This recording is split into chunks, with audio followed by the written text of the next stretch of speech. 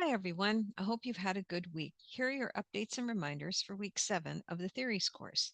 First, the primary thing to focus on this week is the midterm test, which is being held synchronously on Monday, February 23rd from 5:30 to 6:30 p.m. It will be on all the material from weeks 1 to 6.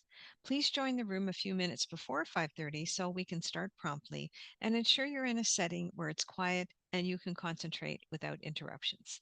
The link to the room is the same one that we used for this test prep session a couple of weeks ago, and I'll send out a reminder the morning of the test with the link included.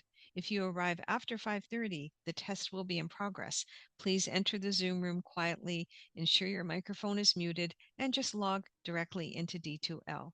The link to the test will be open under week 7. You must remain on camera for the duration of the test, which is closed book. You're expected to do the test without consulting your notes, course materials, and other classmates, just as you would in a physical classroom.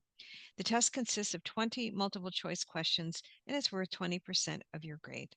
It will be scored automatically by D2L when you submit the quiz. If you need to communicate with me during the test, please use the chat to send me a private message. If you are to be given extra time for the test as an accommodation through Accessible Learning, please let me know in advance. Once you complete and submit the quiz, you're free to leave the Zoom room. Second, in our course content this week, we'll begin exploring the third category of theories in the textbook, special focus theories. We'll start with constructivist to narrative approaches to career development this week. Please note this material is not on the midterm test. I've provided an optional activity for you to try, the Lifeline exercise, which is an example of a narrative-based activity you might use in the field with clients. You might want to save your results from this exercise and consider using it in your final paper if you decide to focus on constructivist and narrative theory in that assignment. Third, next week is your break week. This runs from March 2nd until the 9th. There's no weekly content and no assignments are due. I'm available if you have questions or want to meet about any concerns you have about your progress in the course. If you've taken an extension for the case study or you haven't looked at this week's content, please use the time to catch up. I've noted that some of you have submitted the case study early, so I'll be marking these in the coming days and I'll return them to you as I get them marked.